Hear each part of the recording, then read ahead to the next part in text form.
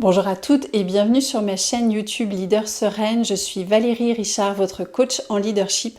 Et comme chaque semaine, je viens vous apporter des conseils, des astuces, de l'inspiration pour vous aider dans le management de votre première équipe pour être plus sereine dans votre quotidien.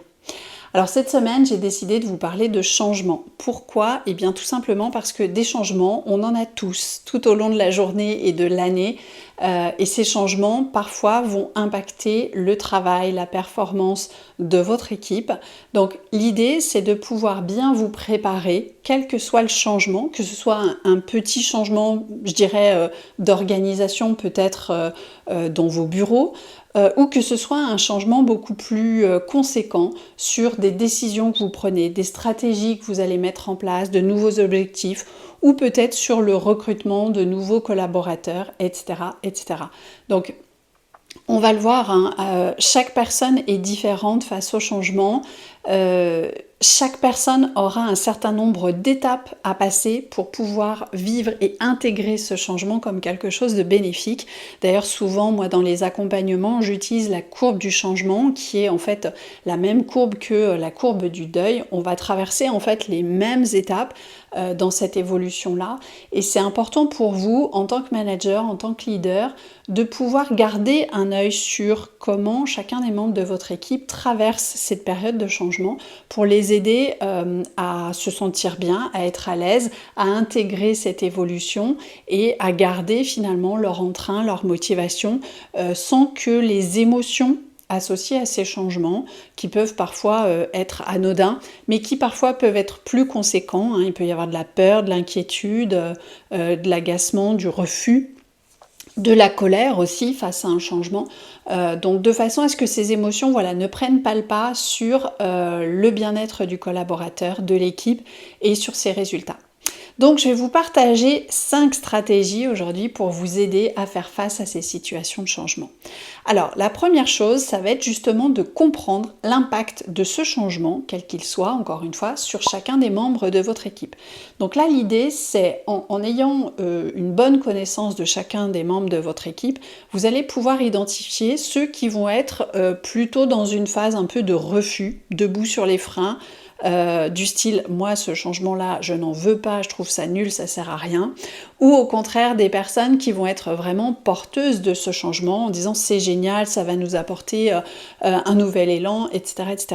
Donc identifier pour chacun quel impact ce changement va avoir, peut-être aussi d'identifier comment ça va impacter leur quotidien, leurs tâches, leurs missions, leur travail, leur façon de travailler en équipe aussi, de façon à anticiper des situations complexes, de façon à être attentive à ce qu'ils vont exprimer ou ce qu'ils n'exprimeront pas mais qui aura un impact important sur la qualité de leur travail, et de vous pouvoir ensuite répondre à ces attentes ou peut-être mettre en place des ressources qui vont les aider à passer ce cap de changement. Donc ça c'est la première chose. La deuxième chose, ça va être d'utiliser une communication qui soit la plus transparente possible. Donc ce qui est important, c'est de pouvoir donner du sens à ce changement, d'expliquer en quoi ça va être bénéfique pour l'entreprise, pour l'équipe et peut-être pour chacun des membres de cette équipe. N'ayez pas peur de donner un certain nombre d'éléments, de détails, de contexte, parce que pour vous, ce changement, vous l'avez peut-être réfléchi depuis un certain temps, c'est peut-être une évidence, mais votre équipe n'a peut-être pas le même niveau d'information que vous. Donc, essayez d'identifier quelles sont les informations dont ils ont besoin, et aussi d'identifier quelles sont les informations dont ils n'ont pas besoin. Parce que parfois, on veut donner plein d'informations, on donne trop de détails, et ces détails peuvent être anxiogènes ou finalement inutiles. Donc, essayez de trouver le bon dosage pour vous dire quelles sont les informations qui vont être utiles à l'équipe pour bien vivre ce changement, pour l'accepter, pour en voir les bénéfices, et éliminer les informations qui peut-être sont superflues et risquent de polluer en tout cas le message.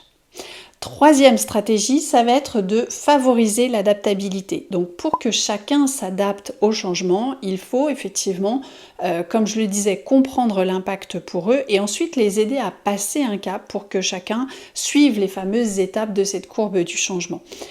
C'est important à ce stade-là que vous soyez aussi modèle et que vous leur montriez que vous-même, vous vous adaptez à un changement éventuel de façon à ce qu'ils suivent aussi un peu votre exemple, qu'ils comprennent que c'est une question d'état d'esprit, et en voyant que vous avez cet état d'esprit positif, ça va aider certaines personnes à pouvoir passer le cap de ce changement. Quatrième stratégie, ça va être d'établir un plan d'action clair. Quel que soit encore une fois le changement que vous êtes en train d'opérer ou que vous êtes en train de vivre dans votre entreprise, ça peut être un changement qui est lié à votre marché, à votre concurrence, quelque chose que vous subissez, que vous n'avez pas décidé vous.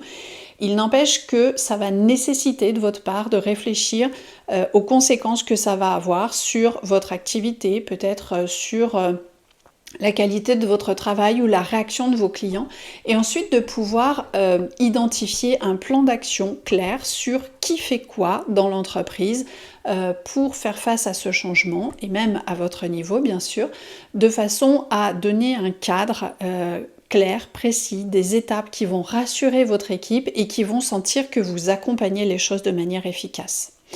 Et puis enfin, la cinquième et dernière stratégie à mettre en place, c'est de cultiver un environnement de soutien.